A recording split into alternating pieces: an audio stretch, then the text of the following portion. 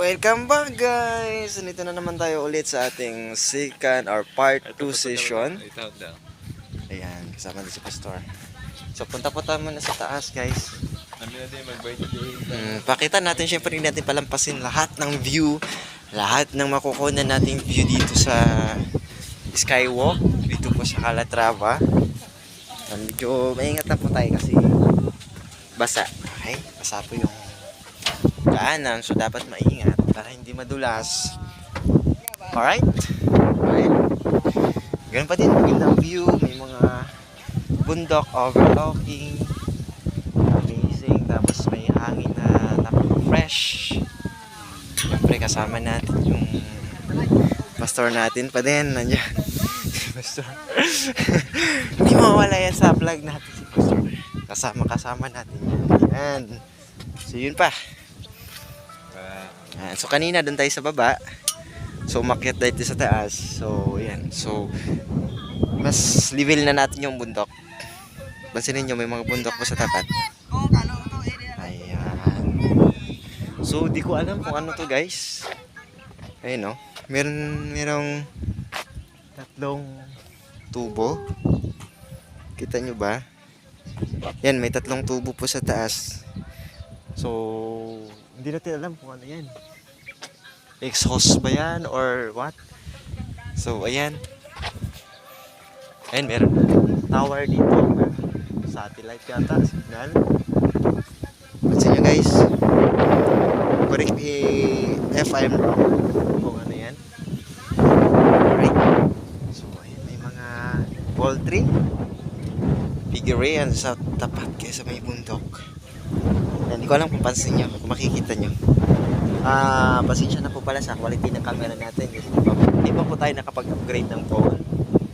So, I apologize for that.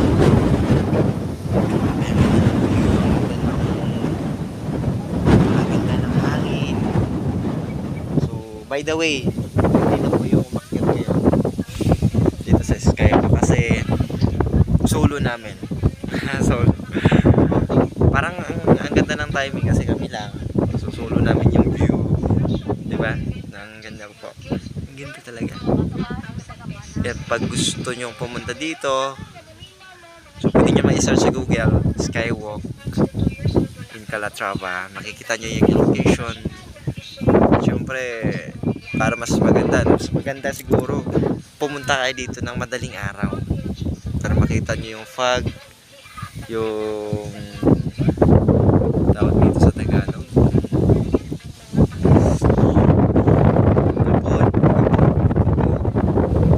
tayo makikita nyo yung fog pagka umaga dito. Sobrang sweet na guys.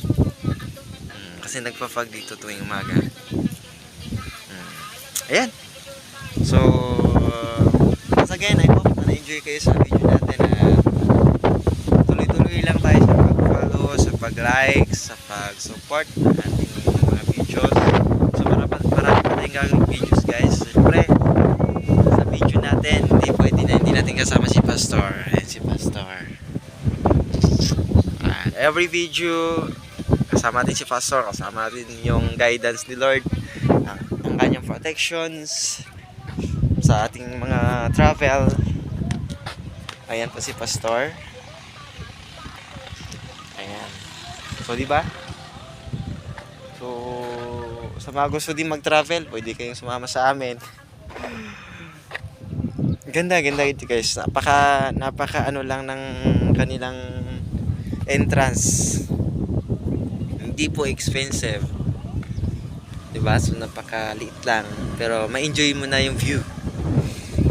Ma-enjoy mo na yung moment. Ma-enjoy mo na yung mga bundok, yung hangin, yung energy. Kung ikaw, diba? Sabi ko nga kanina, kung ikaw may mga dinadala, kung ikaw sobrang stress, pagod sa trabaho, puro trabaho, so you need mag-unwind, you need magbigay sa sarili mo para bigyan mo naman ng time sa sarili mo para sumaya, para mawala yung stress. Di ba? Maging positive sa buhay. Dapat hindi tayo magiging negative sa buhay.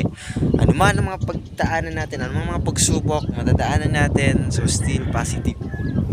Kasi lahat ng mga pagsubok, lahat ng mga dinadaan, lahat ng challenge, matatalo ng positivity. Kaya yan, gusto ko lagi mag-share ng positive vibes, positivity life, sa lahat ng mga negative sa buhay. Hindi lang kayo ang meron yan. Hindi lang kayo ang may mga challenge sa buhay. Lahat tayo may challenge. Nakadepende lang kung paano natin dalhin. Nakadepende lang kung paano natin i-handle. So dapat guys, ang mga ganyang bagay, pag once na may problema tayo, solusyon na kailangan. Diba? 30 na, 24. Ata. So yan, so yan naman sa ngayon. At magbababay na kami. Bye bye. Sayo de Cabrera.